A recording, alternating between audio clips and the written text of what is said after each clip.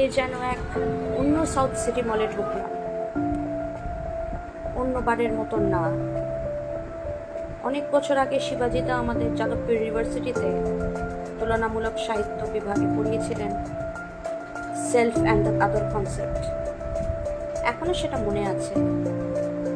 আজকে যেন তার একটা আর্ট ইনস্টলেশন দেখে সবকিছু চোখের সামনে ভেসে উঠল। আজকে সাউথ সিটি মলে এই ওয়ার্ল্ড অটিজম ডেতে গিয়ে দেখলাম একটি বিরাট একটা আয়োজন করা হয়েছে।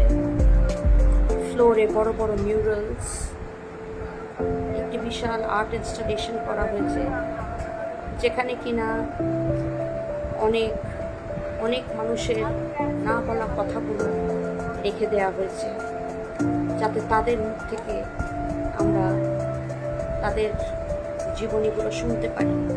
কাকে পাগল বলি, কারা পাগল? আমাদের মতন যারা নয়, আমাদের মতন মানসিকতা যাদের নয়, তারাই হচ্ছে আলাদা। তাদেরকে আমরা অ্যাকসেপ্টও করতে পারি না, তারাই হয়ে দাঁড়ায় পাগল।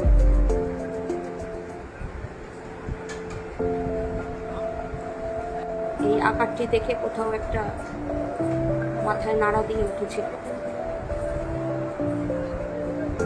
দেখুন এই ভিউটা।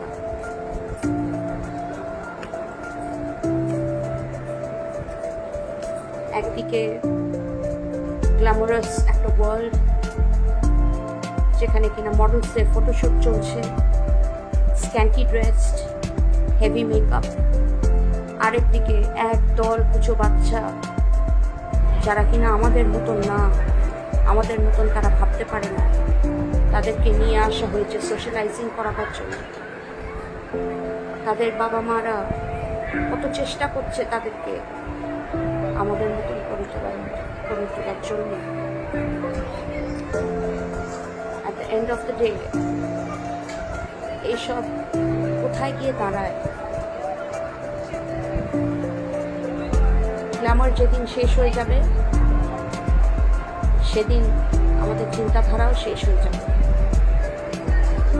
কোথাও একটা দেখলাম ক্যাশলেস সিনেমা, দুদিন পর দেখবেন স্ট্রাকচারলেস হোমস, আবার কিছুদিন পর পেয়ে যাবো আমরা বোনলেস হিউম্যানস।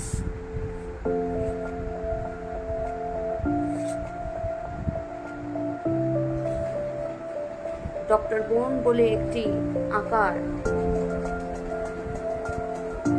ভীষণভাবে চোখে পড়ল।